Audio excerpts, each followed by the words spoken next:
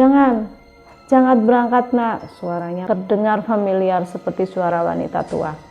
Di tengah perbedaan antara Widya dan Ayu, tiba-tiba dari balik pohon jauh terlihat sosok hitam dengan mata merah.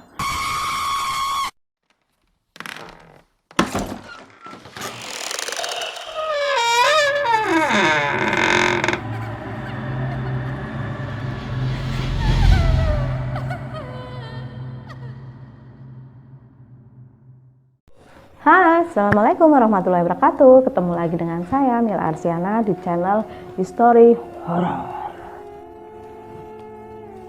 Terima kasih sudah diklik video ini. Percayalah, saat kamu menolong orang lain, sebenarnya kamu sedang menolong dirimu sendiri. Sebaliknya, saat kamu mencelakai orang lain, sebenarnya kamu sedang mencelakai dirimu sendiri. Ingat itu ya guys. Oke. Seperti biasa, malam ini saya akan menceritakan kisah kelanjutan KKN di Desa Penari part 2 ya guys. Oke, cekidot, kita simak. Saat keliling desa, Nur terdiam melihat sebuah batu yang ditutupi oleh kain merah. Di bawahnya ada sesajian lengkap dengan bau kemenyan. Bau kemenyan guys. Hampir merinding. Siapa sih yang gak ilfil dengan bau kemenyan? Oke, kita lanjut ya guys. Nur melihat di atas batu tersebut berdiri sesosok hitam dengan mata tajam, menyala merah. Meski di hari siang bolong, Nur bisa melihat dengan jelas kulitnya tertutup oleh bulu. Selain itu, ia juga memiliki tanduk kerbau. Tak lama, mata mereka pun saling bertatapan satu sama lain guys. Bayangin, di siang bolong, seorang Nur melihat sesosok makhluk yang mengerikan yang ditutupi kulitnya dengan bulu, terus matanya yang tajam berwarna merah. Sepertinya makhluk ini bukan makhluk jadi-jadian ya guys. Oke, kita lanjut ya. Kamu kenapa sih Nur? Kok buru-buru pergi? Kasihan Mas Ilham, ucap Nur. Ya udah, ayo menimpali. Mereka pun segera menaiki motor. Lalu sebelum keluar dari daerah itu, di desa itu, melihat lagi sosok genderuwo yang mengerikan guys. Nur, ajak Bima sama Widya, sama kenalanku Kating, ucap Ayu di dalam mobil. Ngapain sih ngajak Bima? Biar ramai, kan sudah kenal lama, saut Ayu. Kenapa kamu aja yang ngajak, timbal Nur. Kan kalian pernah satu pondok, jadi sudah kenal lebih lama. Pokoknya ajak anak itu ya. Ya udah, iya. Nur pun mengalah. Tak telepon Widya biar cepet dibikinkan proposal. Sebelum pihak kampus merilis daftar KKN-nya. Bahaya jika pihak kampus sudah merilisnya. Lagian kita sudah dapat tempat KKN-nya. Perlahan mobil mereka pun meninggalkan jalanan hutan itu. Nur dan Ayu kembali ke kotanya mempersiapkan semuanya sebelum mereka nanti kembali lagi. Pada siang hari, Nur melihat Widya dan Ayu di hari pembekalan. Sebelum keberangkatan KKN mereka. Setelah menunggu cukup lama, akhirnya dua orang yang turut bergabung dalam kelompok KKN mereka pun muncul, namanya Wahyu dan Anton. Mereka kembali membicarakan semua proker dan menentukan jadwal keberangkatannya. Semua anak sudah setuju, termasuk Widya yang hampir seharian terus menceritakan bahwa ibunya memiliki firasat yang buruk pada tempat KKN mereka itu. Nur hanya diam dan mendengar karena di dalam dirinya ia juga merasakan hal yang sama. Malam keberangkatan Nur, Widya, Ayu, Bima, Wahyu, dan Anton sudah berkumpul. Perjalanan dilanjutkan dengan mobil elf yang sudah mereka sewa sebelumnya untuk mengantarkan mereka ke hutan tempat pemberhentian di mana nanti mereka akan dijemput oleh warga desa. Sementara itu, Nur masih bisa melihat temannya, Widya, yang memasang wajah tidak nyaman. Nur hanya bisa berdoa bahwa mereka berangkat dengan utuh dan semoga pulang dengan utuh juga. Akan tetapi, tak ada yang tahu doa mana yang akan diijabah oleh Tuhan. Nah, di tengah perjalanan gerimis mulai turun.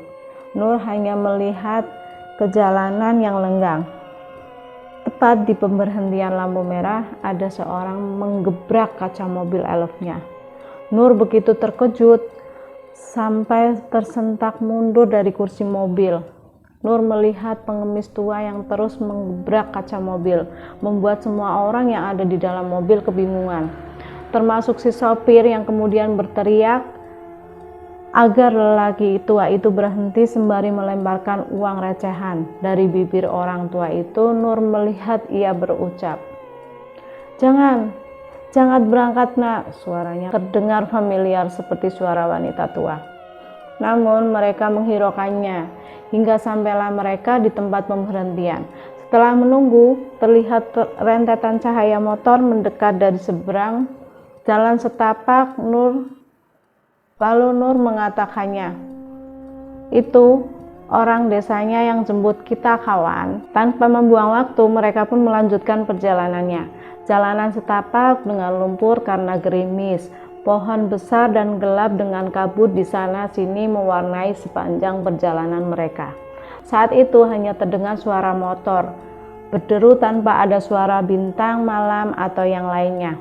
Namun, semua berubah ketika tiba-tiba saja dari jauh terdengar suara gamelan Jawa. Suaranya terdengar sayup-sayup jauh. Namun semakin lama semakin terdengar jelas. Nur pun mengamati tempat itu. Kemudian aroma bunga melati tercium menyengat di hidungnya. Ia masih mencari dari mana sumber suara itu terdengar. Nur kemudian melihat seorang wanita menunduk dengan melenggok-lenggokkan lehernya tepat di antara rerumputan di samping jalan setapak. Dilanjutkan dengan ayunan gerakan tangan dan lengannya yang bergerak seirama dengan suara gamelan. Nur menyadari bahwa itu wanita yang menari. Mungkin menari tersebut ya guys. Ia menari di tengah malam, di tengah kegelapan hutan yang sunyi dan senyap. Terlihat gerakannya yang begitu anggun, meski motor terus bergerak menuju di desa Kutukan. Nur bisa melihat dengan jelas. Ia menari dengan sangat mempesona, seakan-akan ia bertunduk untuk sebuah panggung yang tidak bisa Nur lihat. Siapa yang menari di malam buta seperti ini? Nur pun terdiam dalam kengerian yang ia rasakan sendirian. Ketika motor berhenti dan sampailah di desa itu, Nur tidak mengatakan apapun. Ia lantas melihat Pak Prabu menyambut mereka. Saat Pak Prabu mempersilakan mereka ke tempat peristirahan selama di desa ini, Widya tiba-tiba mengatakannya, "Pak, kok desanya jauh sekali ya?" "Pelosok dari mana sih Mbak? Orang dari jalan raya aja hanya 30 menit loh." Nur hanya melihat saja, ia tidak mau mengatakan apapun. Ia melihat wajah Ayu yang memerah, entah karena malu atau apa. Mungkin Ayu merasa Widya sudah mengatakan hal yang tidak sopan sama tamu. Maksudnya, Widya sudah mengatakan hal yang tidak sopan sebagai tamu. Widya memang seharusnya tidak mengatakan hal itu karena ketika baru saja datang. Di tengah perbedaan antara Widya dan Ayu, tiba-tiba dari balik pohon jauh terlihat sosok hitam dengan mata merah, seakan tengah mengintai mereka. Sialnya hanya Nur yang bisa melihat. Akhirnya perbedaan itu selesai. Nur pun meninggalkan sosok itu yang terlihat masih mengintip dari balik pohon. Kemudian Ia hanya masuk ke sebuah rumah milik salah satu warga yang mau menampung mereka untuk ditinggali selama menjalankan tugas KKN mereka. Di rumah tersebut rupanya perbedaan Widya dan Ayu berlanjut. Kamu kok keras kepala? Sudah dikasih tahu, tadi nggak sampai setengah jam. Nur masih melihat, alih-alih menengahi Nur lebih kepikiran dengan hal lain, salah satunya sosok genderuwo itu. Untuk apa ia mengintainya? Namun tiba-tiba Widya mengatakan sesuatu yang membuat Nur tidak bisa mengabaikannya. Kamu tadi dengar atau tidak? Ada suara gamelan di tengah hutan tadi. Namun ucapan Widya ditanggapi oleh Ayu dengan nada mengejek. Halah, paling tadi kebetulan ada yang mengadakan acara di desa sebelah. Apalagi? Nur yang mendengar itu pun membantah perkataan Ayu.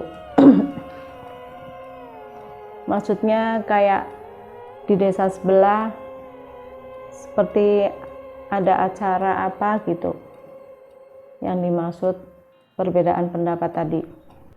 Yuk, nggak ada desa lagi selain desa di sini. Kata orang dulu, bila mendengar suara gamelan itu artinya sebuah petanda buruk.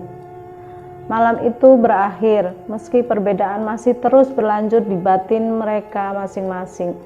Nur kemudian ingin mengutarakan pendapatnya, apa yang sudah menunggu mereka di desa tersebut. Yuk, aku ingin ngomong sebentar, bisa kan? Ngomong apa Nur? Tanya Ayu. Nur dan Ayu pergi ke dapur. Dengan wajah Nur yang masih tegang, ia masih ingat matanya tidak mungkin salah melihat sosok makhluk itu. Yuk, aku mau tanya, kamu nggak merasa aneh? Nggak merasa anehkah di desa ini? Kamu ingat nggak? Kok bisa-bisanya Pak Prabu sampai melarang keras kita KKN di sini? Apa kamu nggak curiga? Apa sih maksudmu ngomong kayak gitu? Ucap Ayu ketus. Ternyata Pak Prabu punya alasan kenapa melarang kita KKN di sini. Kalau kamu ngomong begini, karena perkara Widya tadi nggak masuk akal Nur. Kamu sendiri ikut aku observasi di sini kan? Apa yang aneh? Nggak kan? Sudahlah, yuk coba beberapa minggu aja loh. Ayu pergi meninggalkan Nur, sementara Nur tidak mungkin menceritakan apa yang ia lihat. Ayu bahkan tidak percaya dengan hal yang gaib. Di sini Nur mengalah lagi. Nur, dia memanggil. Nur pun menatap wajahnya yang sayu. Tampak ia baru saja menangis. Tidak aneh memang, siapa yang tidak akan menangis bila merasakan hal yang tidak masuk akal seperti itu. Bisa aku minta tolong? Ucap Widya. Tolong jangan ceritakan ya soal tadi, soal aku dengar gamelan.